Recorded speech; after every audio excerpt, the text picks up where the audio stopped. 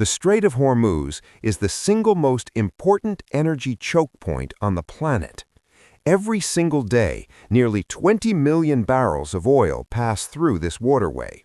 That's roughly 20% of the entire world's daily oil supply, gone if Iran closes it. And it's not just oil.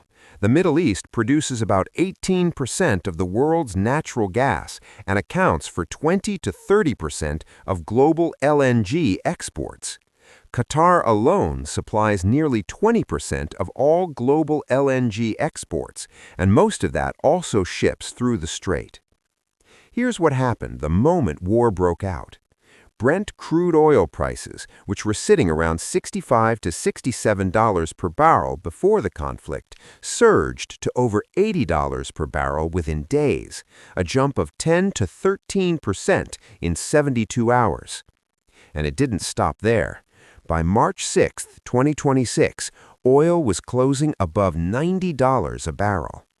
Goldman Sachs analysts have already warned, if shipping disruptions through the strait persist for just 5 weeks, oil will hit $100 per barrel. Qatar's own energy minister has said, in a Financial Times interview, that prices could spike as high as $150 a barrel. And the world's biggest shipping company, Maersk, has already suspended all vessel crossings through the strait entirely. This is not a drill. Now, what does an oil shock actually do to the global economy? Let's follow the domino chain. Higher oil prices increase transportation costs. That raises the price of electricity and manufacturing. That pushes up the price of everything: food, fuel, and consumer goods. At the pump in America, the average gallon of gas already hit $3.25 by March 5th, a jump of 27 cents in a single week. Analysts at GasBuddy project it could climb to $3.30 to $3.35 in the short term, and diesel could surge to as high as $4.45 per gallon, up from $3.71 just weeks before. Why does diesel matter? Because virtually every product you buy travels on a diesel-powered truck. Now remember, the U.S. is already grappling with inflation sitting at 2.4% in January 2026, above the Fed's 2% target. Analysts estimate that a prolonged oil disruption could add 0.8% to global inflation on its own, and the IMF has calculated that global economic growth is reduced by 0.15% for every 10% rise in oil prices. Put those numbers together. If oil hits $150, that's potentially a 1.5% drag on global GDP from energy prices alone, before you factor in supply chain chaos, falling consumer confidence, and rising interest rates.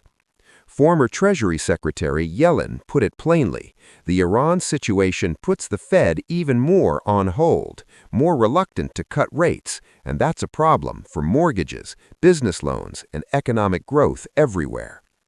Let's talk about what's already happened in financial markets, because the numbers are staggering.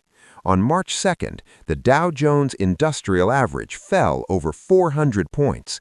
At the opening bell on March 3rd, it tumbled over 1,200 points before recovering slightly. But the real carnage was in Asia.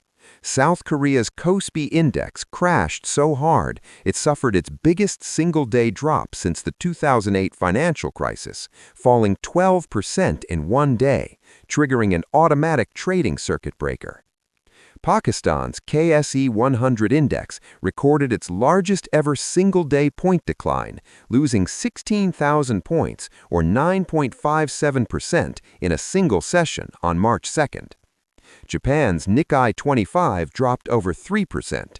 Germany's DAX fell 3.44%.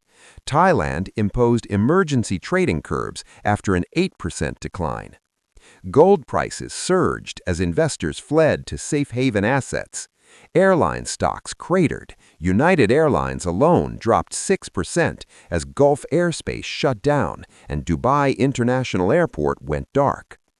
And here's the compounding factor nobody's talking about enough. This economic shock is landing on a world that was already fragile. The global trading system was already under stress from Trump's tariff offensive. Supply chains were already fractured from COVID and the Ukraine war. ING economists called it, and I'm quoting here, the mother of all bad timings. The pain from this conflict will not be felt equally. Let's look at who gets crushed first.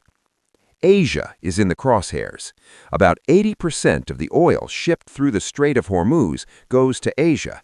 China, India, Japan, and South Korea together account for 75% of regional oil exports and 59% of LNG exports. Qatar alone supplies nearly 20% of all global LNG exports, and most of that also ships through the strait. Europe may be in even more immediate danger. European natural gas prices nearly doubled in days after Iran attacked Qatari LNG facilities, forcing Qatar to shut down production at its Raslafen and Mesaid industrial complexes. Bloomberg Economics puts it bluntly, sustained higher energy prices would push Europe to the brink of a recession. Eurozone growth could be reduced by 0.1% and inflation could rise by 0.5% in the optimistic scenario.